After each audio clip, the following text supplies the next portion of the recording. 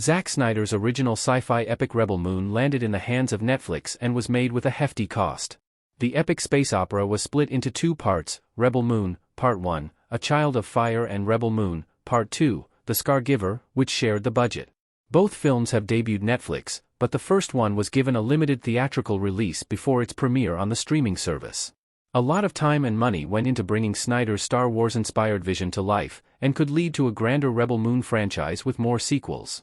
The Rebel Moon ensemble cast, which includes Sophia Boutella as Cora, Jimin Hunsu as Titus, Charlie Hunnam as Kai, Mikhail Husman as Gunnar, Ed Skrein as Atticus Noble, Frafi as Regent Belisarius, and Anthony Hopkins as Jimmy, filmed the two parts back-to-back, starting in April 2022 and ending in December of the same year.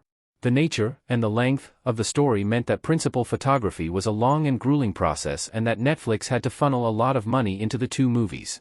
Rebel Moon cost $166 million to make, for both parts. The combined budget for Rebel Moon Parts 1 and 2 was $166 million. According to Forbes, the budget for Rebel Moon, Part 1, A Child of Fire, and Rebel Moon, Part 2, The Scar-Giver was reportedly around $166 million, which is actually surprisingly low compared to other films in its genre. Of course, more expensive movies have been made before, but $166 million is a lot for Netflix. However, given Zack Snyder's reputation and the resurgence of epic space operas, like Star Wars and Dune, in recent years, it makes sense that Netflix would bet it all on the Rebel Moon franchise.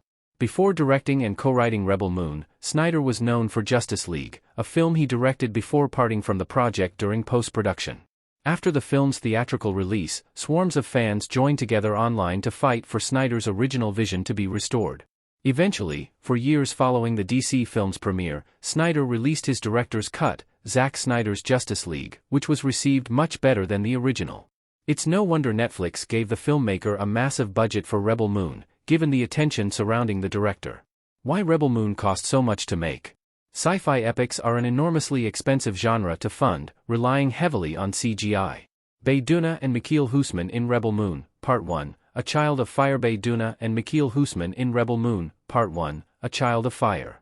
Aside from believing in Zack Snyder's vision, and his passionate fanbase, Netflix had to give Rebel Moon, Part 1, A Child of Fire, and Rebel Moon, Part 2, The Scar-Giver a budget of $166 million because it's an epic space opera.